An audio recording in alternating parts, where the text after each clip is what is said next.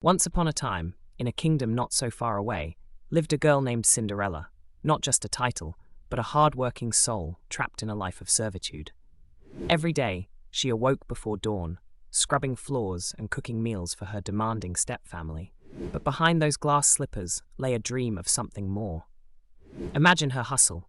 She saved every penny from her meager allowance, learned to sew dresses from scraps, and stole moments to practice her dance. One fateful evening, the royal ball became a beacon of hope, but Cinderella knew she needed more than magic. She wanted to be seen, to shine, and to break free from her mundane life. With the help of a fairy godmother, she transformed, but it wasn't just magic that made her special, it was her relentless spirit.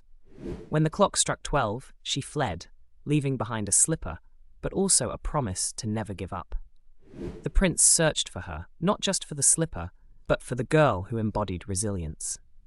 In the end, Cinderella's true power was her determination to rise above her circumstances, reminding us that real fairy tales are forged through hard work and perseverance.